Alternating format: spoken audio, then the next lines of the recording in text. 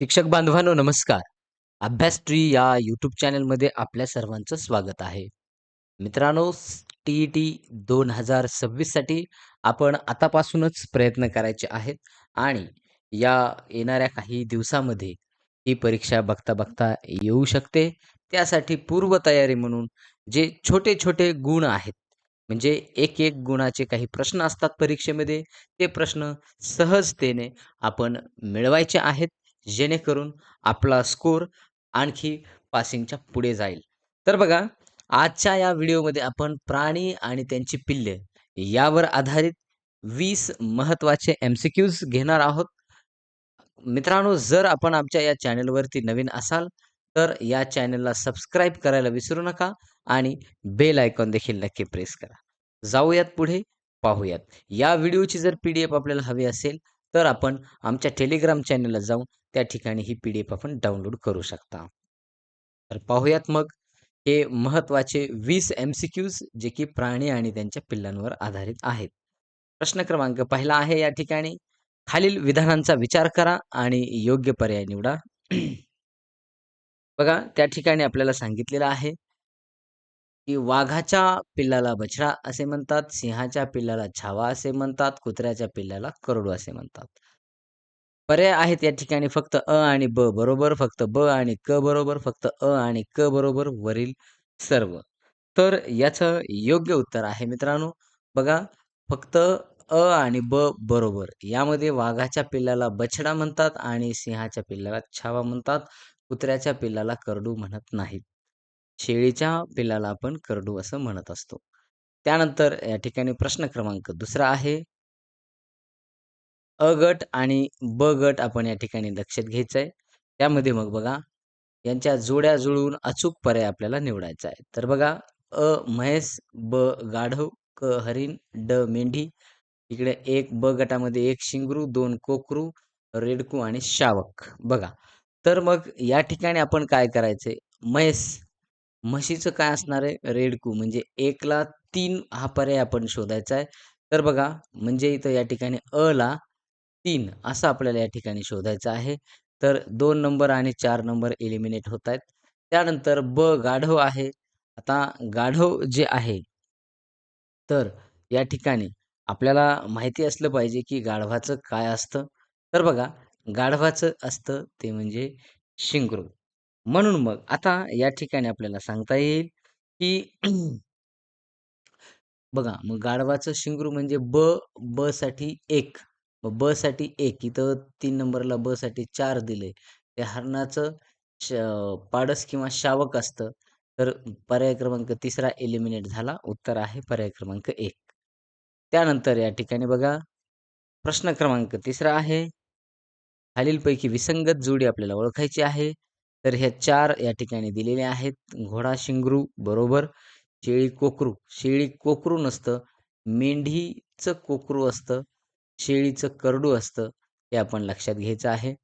त्यानंतर बघा, विधान आणि कारण यावर आधारित प्रश्न आहे. घोडा आणि गाढव या दोन्ही प्राण्यांच्या पिल्लासाठी मराठीत शिंगरू एकच शब्द वापरला जातो. कारण आहे, हे दोन्ही प्राणी एकाच कुळातील असल्यामुळे व्याकरणदृष्ट्या त्यांच्या अपत्यांना समान संज्ञा आहे. तर बघा, 4 आपल्यासमोर पर्याय असणार आहेत. बघा, ए आणि आर हे दोन्ही सत्य असून आर हे एचे थोडक्यात योग्य स्पष्टीकरण आहे, असं पहिला ए सांगतोय. बी 2 नंबरचा सांगतोय, की ए आणि आर सत्य आहेत, परंतु आर हे एचं स्पष्टीकरण नाही.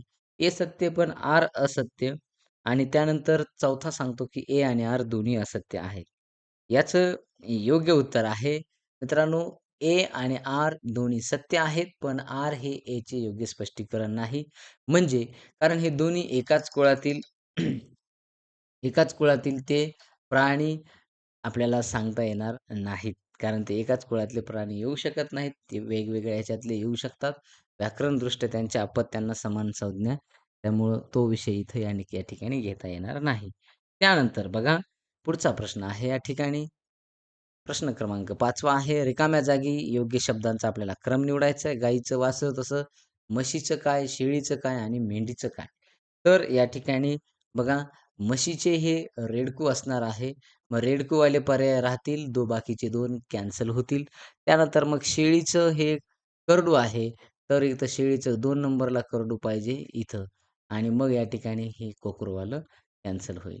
त्यानंतर प्रश्न क्रमांक 6वा आहे, गटात न बसणारा शब्द ओळखायचा आहे. तर्कशास्त्रावर आधारित आहे हा प्रश्न. बघा, तर वासरू, रेडकू, शिंगरू आणि छावा. तर यामध्ये आपल्याला सांगता येईल, हे छावा हा त्याचं योग्य उत्तर आपल्याला सांगता येतं.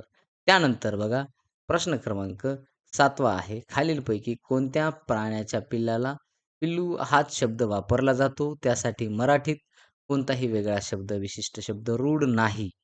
मग या ठिकाणी आपल्याला सांगता येईल.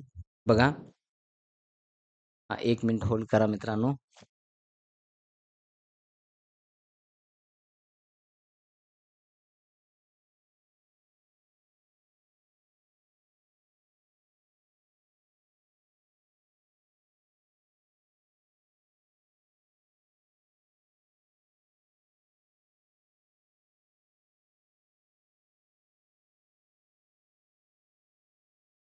हां. तर बघा, हे 4 अ, ब, क आणि ड हे 4 पर्याय आपल्या समोर आहेत.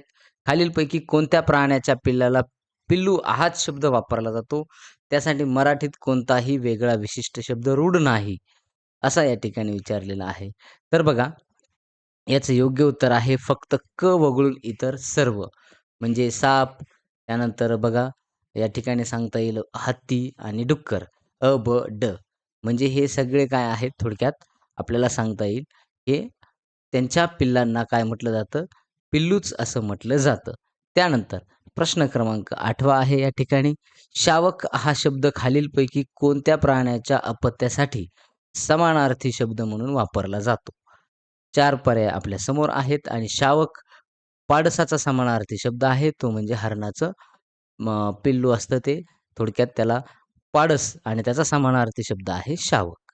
त्यानंतर प्रश्न क्रमांक 9 आहे. खालील विधाने तपासा व असत्य चुकीचे विधान ओळखायचे. म्हणजे चुकीचं विधान या ठिकाणी आपल्याला ओळखायचं आहे.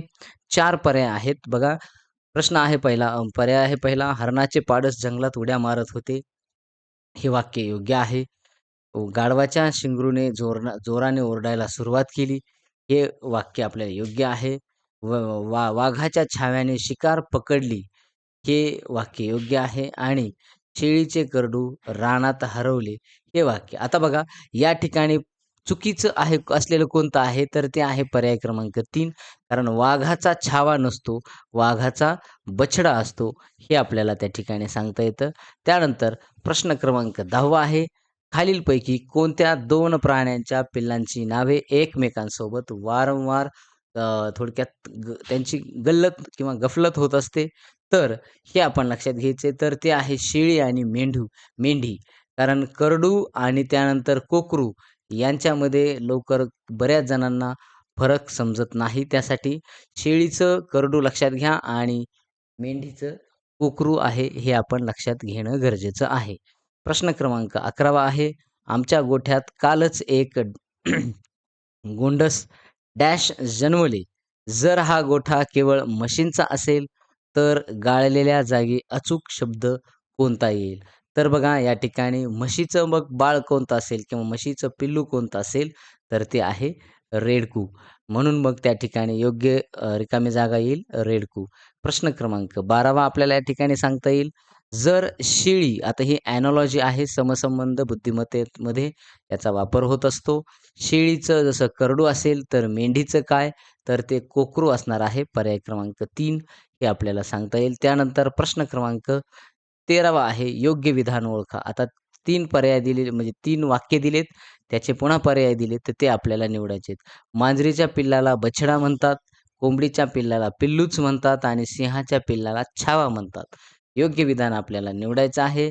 तर या ठिकाणी आपल्याला सांगता येईल, ते म्हणजे बघा, ब आणि क पर्याय क्रमांक 2 हे त्याचं योग्य उत्तर आहे. कारण मांजरीच्या पिल्लाला बछडा म्हणता येणार नाही. त्यानंतर बघा, प्रश्न क्रमांक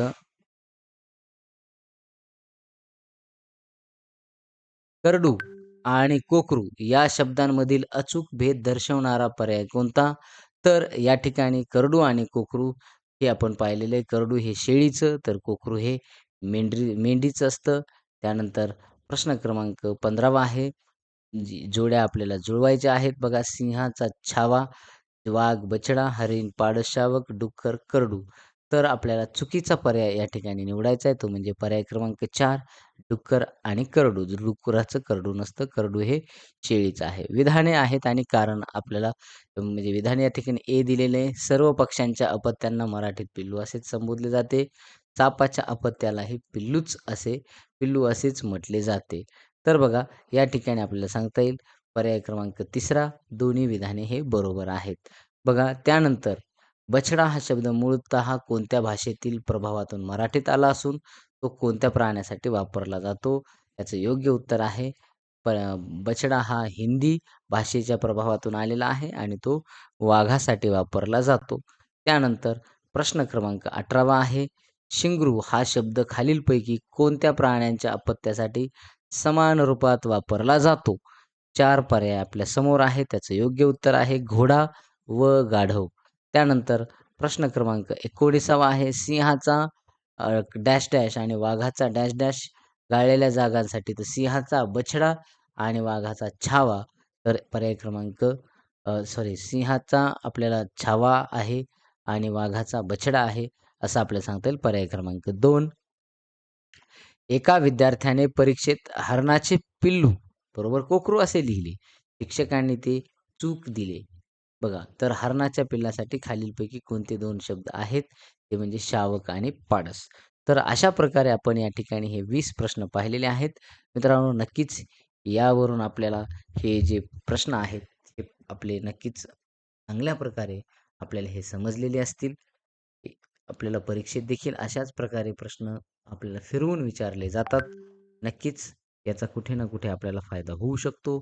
या ठिकाणी आपण थांबूयात. पुढचा घेऊन येऊयात व्हिडिओ एका खास विषयावर. तोपर्यंत धन्यवाद.